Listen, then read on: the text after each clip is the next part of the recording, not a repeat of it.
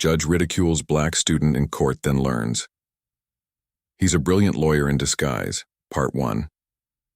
Marcus Brown sat quietly in the back of the crowded courtroom, his worn backpack clutched tightly against his chest. At 25, he looked younger than his years in his simple blue shirt and gray trousers.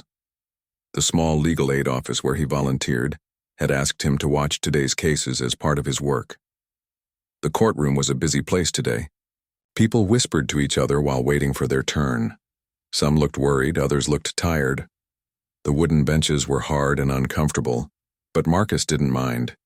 He was used to long hours of sitting and watching. Judge William Stone ruled the courtroom with a firm hand. His white hair and sharp blue eyes made many people nervous. His loud voice could make even the most experienced lawyers shake. Most people called him the stone behind his back because of his cold manner and harsh judgments.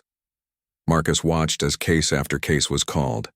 He took careful notes in his small notebook. This was his third week of coming to the court. He knew most of the faces now, the clerks, the regular lawyers, and even some of the people who came with problems. When an elderly woman's housing case was called, Marcus noticed something wrong. Mrs. Elizabeth Green, a kind-faced woman in her 70s, walked slowly to the front. She was alone. "Where is your lawyer, Mrs. Green?" Judge Stone asked, looking annoyed. "The legal aid office said someone would be here, Your Honor," she said in a shaky voice. "But I don't see anyone." The landlord's lawyer, a tall man in an expensive suit, smiled slightly. "Your Honor, we are ready to proceed. Mrs. Green has had plenty of time to find representation." Marcus knew Mrs. Green's story. Her landlord wanted to throw her out of the flat she had lived in for 30 years. She had nowhere else to go. The legal aid office had promised to send a lawyer, but something must have gone wrong. Before he could think too much about it, Marcus found himself standing up. "Your Honor," he said in a clear voice, "may I speak for Mrs. Green?" The courtroom went quiet. Judge Stone looked up, surprised. "And who might you be, young man?" he asked, his voice cold. "Marcus Brown, Your Honor. I've been helping Mrs. Green understand her case." A small smile crossed Judge Stone's face, but it wasn't a kind one. "A helper? And you think you can speak in my courtroom?" The landlord's lawyer laughed quietly. "I'm not trying to be her lawyer, Your Honor," Marcus explained. "I'm just asking for more time so she can get proper help. She was promised a legal aid lawyer today." Judge Stone's face hardened. "Mr. Brown, this court doesn't wait for people playing at being lawyers. Mrs. Green has had plenty of time to prepare." Marcus felt his heart beating fast, but he stayed calm. "Your Honor, with respect, the law is clear about tenants' rights to have help in housing cases." The judge's face turned red. "Do not try to teach me the law, young man. You clearly don't belong here. If you continue, I'll have you removed for disrespect." The courtroom was so quiet now that Marcus could hear the clock ticking on the wall. He looked at Mrs. Green, who seemed close to tears. "I apologize, Your Honor," he said quietly, and sat down. The case went quickly after that. The landlord's lawyer spoke for less than 5 minutes. Judge Stone ruled in favor of the landlord. Mrs. Green would have to leave her home in 30 days. As people began to leave the courtroom, Marcus approached Mrs. Green and promised to help her find another place to live. What Judge Stone didn't know, what nobody in that courtroom knew, was that Marcus Brown was hiding something important. Something that would soon turn this whole situation upside down. Judge ridicules black student in court, then learns. He's a brilliant lawyer in disguise. Part 2. What Judge Stone didn't know was that Marcus Brown wasn't just any helper. In fact, he wasn't a student at all. Marcus had finished at the top of his class at Cambridge Law School 3 years earlier and had been working at one of the best law firms in London. The helper role was part of his free work, a private agreement he had with the legal aid office to help those who couldn't pay for lawyers. He dressed simply and kept his qualifications quiet, believing that justice should be fair to everyone regardless of how they looked or their position in life. That evening, Marcus sat in his modest flat, thinking about Mrs. Green and many others like her. The walls of his small living room were lined with law books, but not the expensive furniture one might expect from a top lawyer. He lived simply by choice, saving most of his money to help his mother and younger brother. His phone rang. It was David Wilson, his mentor and the head of his law firm. "Marcus, we need you to lead the Westfield estate case," David said. "It will be in front of Judge Stone." Marcus paused, his heart beating faster. "Judge Stone? The same one from today?" "Yes. Is that a problem?" David asked. "No," Marcus replied after a moment. "I'll do it." "Are you sure?" "You've been staying away from big cases," David said, sounding worried. "It's time," Marcus responded firmly. "When does it start?" "Tomorrow. It's very important. We're standing for the community group against big companies trying to knock down the old Westfield neighborhood. Many families will lose their homes if we fail." Marcus smiled slightly. Perfect timing. After hanging up, Marcus walked to his bedroom closet. In the back, behind his everyday clothes, hung several perfectly tailored suits that he rarely wore. He pulled out his best one, dark blue, almost black, with subtle pinstripes. As he tried it on in front of the mirror, he looked different, confident, powerful, every inch the successful lawyer he truly was. For a moment he wondered why. He kept his two lives separate. It would be easier to just be one person.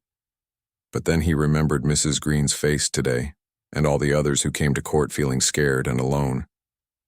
When he dressed like them, sat with them, they trusted him. They told him things they might never tell a man in an expensive suit. Later that night, Marcus prepared for the case, spreading papers across his small kitchen table. The Westfield estate case was important.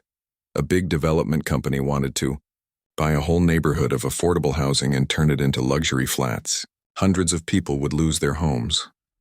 As he worked, he thought about Judge Stone. The man had been unfair today, judging Marcus by his appearance rather than his words. Tomorrow would be different. Tomorrow, Judge Stone would learn an important lesson. Before going to bed, Marcus called Mrs. Green to check on her. "I'm so sorry about today," he said. "But don't worry, I have another plan to help you." "Thank you, dear," she replied. "You know, my Roger used to say that good things come to those who wait. Maybe tomorrow will be better." "Yes," Marcus said, smiling to himself. "I think tomorrow will be very interesting indeed." Judge Ridicules black student in court, then learns. He's a brilliant lawyer in disguise, Part 3. The next morning, the courtroom was full of people. The Westfield estate case had been in the news for weeks. Company lawyers in expensive suits filled one side of the room, while worried community members sat on the other side. Marcus arrived early, now dressed in his perfect dark blue suit. A few heads turned as he walked confidently to the front of the courtroom. He placed his leather briefcase on the table and began to arrange his papers. No one recognized him as the simply dressed young man from yesterday. Judge Stone entered, and everyone stood. "All rise for the Honorable Judge William Stone," called the court clerk. The judge looked around the room with his cold eyes. "Be seated. Call the first case," he announced. "Westfield Community Group versus Crown Property Limited," the clerk called. "Lawyers, please state your names," Judge Stone instructed. The company attorneys stood. "Edward Parker and team for Crown Property, Your Honor." Then Marcus rose, standing tall and confident. "Marcus Brown, representing the Westfield Community Group, Your Honor." Judge Stone's eyes narrowed in confusion, then widened as he recognized Marcus. "Mr. Brown, from yesterday?" Marcus nodded respectfully. "Yes, Your Honor." "You're representing the community group? I thought you were just a helper at the legal aid office." Judge Stone sounded confused. "I never actually said I was only a helper, Your Honor. I said I was helping Mrs. Green understand her case, which was true." Marcus's voice was calm and professional. A whisper spread through the courtroom. The company lawyers looked at each other with concern. Judge Stone tried to keep his face neutral, but everyone could see he was surprised. "Very well," the judge said stiffly. "Let's begin." Edward Parker went first, speaking for Crown Property. He was a tall, gray-haired man with the confidence of someone used to winning. He talked about progress and development, about how the old buildings in Westfield were not safe and needed to be replaced. "Your Honor," he said, Crown Property is offering fair payment to all residents. This development will bring jobs and new life to a rundown area. It's really in everyone's best interest. When it was Marcus's turn to speak, he stood slowly. The room went quiet. Your Honor, he began. This case may seem simple on the surface. A big company wants to buy old buildings and build new ones. What could be wrong with that? He walked around the table and stood in the center of the courtroom. But what Mr. Parker doesn't mention is that Westfield isn't just old buildings. It's a community where families have lived for generations. It's Mrs. Thompson, who has run the corner shop for 40 years. It's Mr. Jenkins, who teaches all the neighborhood children to play chess in the park. Marcus then pulled out a large folder of papers and handed copies to Judge Stone and the company lawyers. These documents show that Crown Property has not offered fair payment at all. In fact, they've offered less than half the market value of these homes. They've also failed to provide a plan for affordable housing, which is required by law for projects of this size. Judge Stone looked at the papers with interest. Edward Parker's face turned slightly red as he quickly flipped through the documents. Furthermore, Marcus continued, Crown Property has a history of similar practices. Just last year, they displaced 60 families in Northfield and never built the affordable housing they promised. For the rest of the day, Marcus presented a strong case. He called witnesses from the community who spoke about their homes and lives. He showed evidence that the buildings were actually sound and safe with proper repairs. He even brought in an independent housing expert who talked about better ways to improve the area without forcing people to leave. By the end of the day, it was clear to everyone in the courtroom that Marcus Brown was no ordinary lawyer. He knew the law inside out and spoke with passion and clarity. Even Judge Stone seemed impressed, though he tried not to show it. As the court adjourned for the day, Marcus caught the judge watching him with a thoughtful expression. Judge Ridicules Black, student in court then learns. He's a brilliant lawyer in disguise. Part 4. Over the next 2 days, Marcus continued to present an amazing case. He mentioned old court decisions, took apart the other side's arguments carefully, and showed deep knowledge of property and housing law. The company lawyers grew more frustrated as Marcus skillfully answered each of their claims. Even Judge Stone couldn't help being impressed by the young lawyer's brilliance and dedication. On the third day, Marcus questioned James Taylor, the director of Crown Property. Mr. Taylor was a confident man in his 50s who seemed annoyed at having to answer questions from someone so young. Mr. Taylor, Marcus began, can you tell the court how many affordable homes your company has actually built in the last 5 years? Mr. Taylor shifted in his seat. I don't have the exact number with me. Would it help if I told you the number is 0? Marcus asked, showing a document to the court. The director's face turned red. We've built many homes. Luxury homes, Marcus corrected. But not one affordable home, despite promising to build over 300 in various projects. Marcus then showed evidence that Crown Property had purposely gone after neighborhoods where elderly and poor people lived, offering them much less than their properties were worth. Your Honor, Marcus said, his voice steady and strong, this case isn't just about building rules or property rights. It's about whether we believe that justice is the same for all people, no matter their wealth, background, or the clothes they wear when they come into this courtroom. His words hung in the air, and for a moment, Judge Stone's stern face softened, showing a flash of deep understanding. That evening, as Marcus was preparing his final speech in an empty courtroom, Judge Stone came up to him. Marcus was surprised. Judges rarely spoke to lawyers outside of court. Mr. Brown, Judge Stone said quietly, I owe you an apology for how I treated you yesterday when you tried to help Mrs. Green. Marcus looked up, surprised. There's no need, Your Honor. We all have our biases. The important thing is recognizing them. The judge nodded slowly. You know, you remind me of someone, myself, many years ago, before I forgot why I became a judge in the first place. Judge Stone sat down in a chair near Marcus. He looked tired. When I first became a judge, I wanted to help people. I believed in justice for everyone. But over time, I became hardened. I started seeing people as cases to be processed, not as human beings with real problems. It's never too late to remember, Marcus said gently. Why do you hide who you are?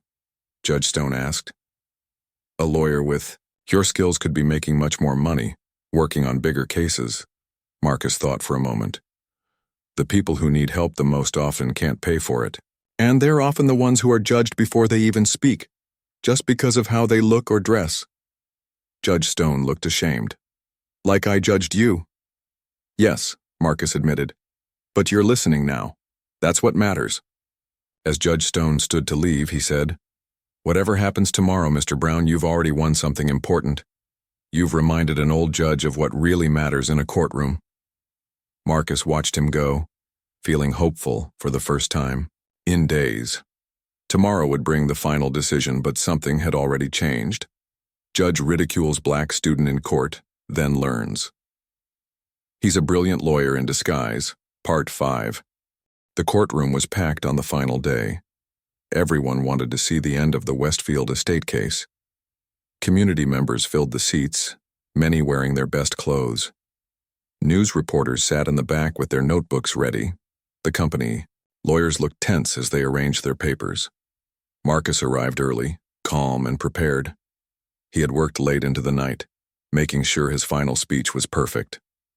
As he waited, he noticed Mrs. Green slip quietly into the back row. She gave him a small wave and a hopeful smile. Judge Stone entered the courtroom. Today his face looked different, less cold, more thoughtful. After everyone was seated, he spoke. Before we continue with final arguments, I want to say something. A courtroom should be a place where everyone is treated with respect and fairness. Sometimes we forget that. He glanced briefly at Marcus, then continued. Let us proceed. Edward Parker gave his final speech first. He talked about progress and development, about how the law was on Crown Property's side. He spoke well, but his argument seemed hollow now, after all the evidence Marcus had shown. When it was Marcus's turn, he stood slowly and walked to the center of the room. He didn't carry any notes. Your Honor, he began, this case is about more than buildings and land. It's about people and their homes. It's about a community that has stood together through good times and bad.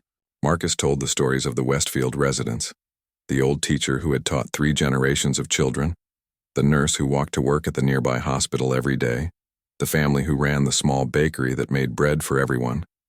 The measure of our legal system isn't how it treats the powerful, but how it protects the vulnerable. The residents of Westfield deserve the same fair treatment under the law as any big company. As Marcus spoke, the courtroom was completely silent. Even the company lawyers seemed moved. Judge Stone listened carefully, his eyes never leaving Marcus's. First, when the speeches were done, Judge Stone announced he would give his decision after a short break. Everyone waited nervously. Marcus sat quietly, feeling he had done his best. When Judge Stone returned, his voice carried a humbleness that few had ever heard before. The court finds in favor of the Westfield Community Group, he announced. Crown Property has not shown proper consideration for the existing community, has not offered fair payment, and has not provided a plan for affordable housing as required by law. A cheer went up from the community members. Marcus stayed calm, though his heart was racing with joy. Furthermore, Judge Stone continued, I am ordering Crown Property to pay damages for their unfair practices. They must also work with the community to create a new development plan that preserves affordable housing and allows residents to stay if they wish. After the courtroom emptied, Judge Stone asked Marcus to stay. They sat together in the quiet room. I've been a judge for 30 years, Judge Stone admitted, and somewhere along the way I started seeing the law as just rules rather than a path to justice. You've reminded me of what truly matters. We all need reminders sometimes, Your Honor, Marcus replied with a smile. I'm starting a community justice committee, Judge Stone said, to look at unfairness in our courts. I'd like you to be part of it, Marcus nodded. I would be honored. Outside the courtroom, Mrs. Green was waiting. She hugged Marcus tightly. You did it. Not just for Westfield, but for me too. The judge's secretary told me they're reviewing my case.